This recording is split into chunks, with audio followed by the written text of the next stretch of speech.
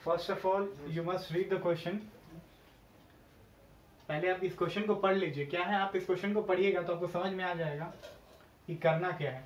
अगर भी क्वेश्चन पढ़ने के बाद ट्राई जरूर करना भाई। अगर बिना ट्राई किए हुए अगर सॉल्यूशन देखेगा चाहे देखोगे तो आपको बहुत ज़्यादा क्या होगा, प्रॉब्लम होगा, आप समझ में नहीं आएगा, ये टाइम बर्बाद हो जाएगा।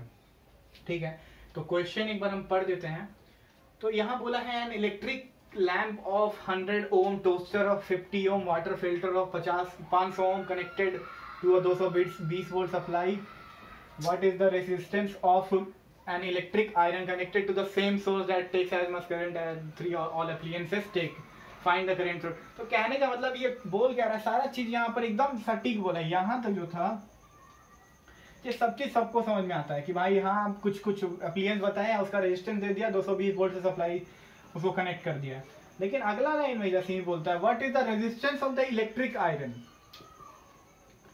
Connected to the same source.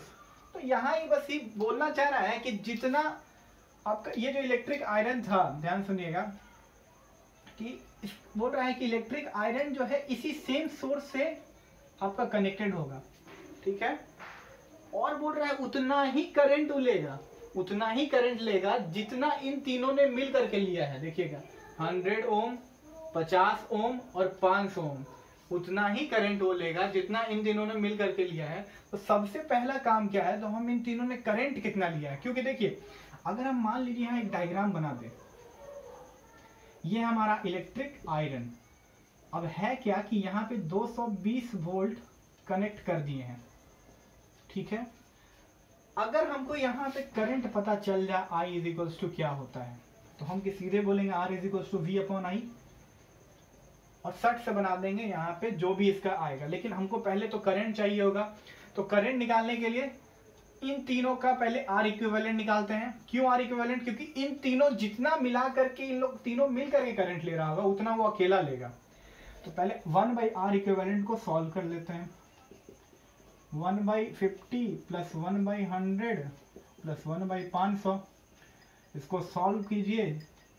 LCM 500 ऊपर में 16, तो 1/R equivalent is equals to इतना ओम।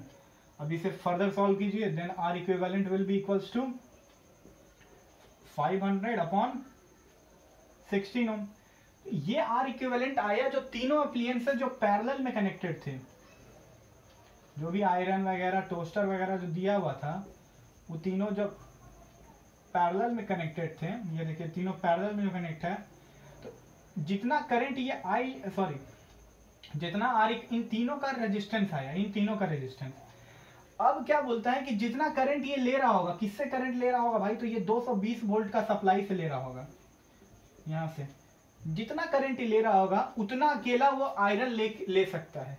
तो चलिए पहले निकालते हैं कि वो करंट कितना ले रहा है, लोग तीनों मिल करके। और करना कुछ नहीं, यहाँ पे भी ओम्स लॉ लगाएंगे क्योंकि हमको रेजिस्टेंस पता है, वोल्टेज पता है, रेजिस्टेंस पता है, वोल्टेज पता है, रेजिस्टेंस पता है, वोल्टेज पता है। एक डायग्राम छोटा सा यहाँ पे,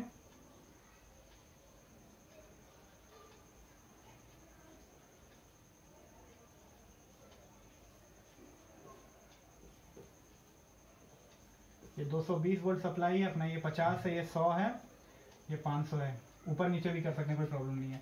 तो ये जो यहाँ I ले रहा है उसको निकालते हैं। I will be equals to V upon R। तो V कितना है हमारा 220 है, R कितना है 500 है अपॉन 16 है। तो इसे सॉल्व करते हैं हम। जब इसे सॉल्व करते हैं तो I का वैल्यू हमारा आता है अप्रॉक्स, काट के देख लीजिए, 16 किया उधर, ठीक है, 7 एम्पियर आता है। कितना आ रहा है भाई, 7 एम्पियर आ रहा है, सॉरी हाँ 7 एम्पियर ही आएगा, 7.04 एम्पियर आएगा। तो ये हमारा आया करंट, I का वैल्यू इतना आया। इसका कहने का मतलब यहाँ से I ये 7.04 एम्पियर निकला और यहाँ पे जा रहा है। अब इतना ही करंट ये अकेला इलेक्ट्रिक आयरन ले रहा है, यानी यहाँ पे कितना है 7.04 एम्पियर जा रहा है। तो अब थोड़ा सा दिमाग लगाइएगा, अगर यहाँ हमसे रेजिस्टेंस पूछा है इस इलेक्ट्रिक आयरन का, करंट तो निकाल लिए भाई, करंट निकाल लिए, अब इसका रेजिस्टेंस निकालना है। तो रेजिस्टेंस निकालना है तो थोड़ा सोचिए, वोल्टेज सेम है जितना वो लोग ले रहा था, 220। अब यहाँ 7.04 लिखिएगा तो घुमा फिरा के आएगा क्या आपका, वही 500/16 ओम। देख लीजिए एक बार ट्राई करके, क्योंकि अब इस क्वेश्चन में हम समझ गए कि उतना ही रेजिस्टेंस होगा जितना इन तीनों का मिला के रेजिस्टेंस हुआ था। तो यहाँ है क्या, एक कॉन्सेप्ट यहाँ पे छुपा हुआ था कि भाई जितना रेजिस्टेंस, अगर साफ देखिए जितना करंट, जैसे कि बोला कि इन तीनों जितना करंट ले रहा होगा, ठीक है, तो मान लीजिए 100 करंट ले रहा था, यहाँ दिया हुआ ऐसे हम ले रहे हैं आसानी के लिए, 100 करंट ले रहा था, 220 वोल्ट का सप्लाई था।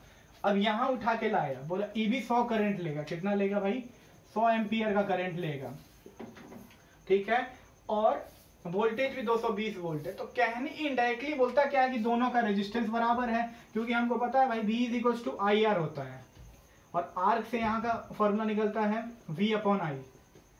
V सेम है, I सेम है, तो जरूरी जाहिर सी बात है भाई R भी सेम होगा। देख लीजिए V यहाँ वहां पे भी सेम था, I वहां पे भी सेम था, यहाँ पे भी V वही है, I वही है, तो R का वैल्यू सेम होगा। ठीक है, तो इस क्वेश्चन यहाँ पे कंप्लीट होता है। हमसे रेजिस्टेंस पूछा था, करंट पूछा था, वो निकाल दिए, थोड़ा सा कॉन्सेप्ट भी था वो भी समझ गए। Thank you.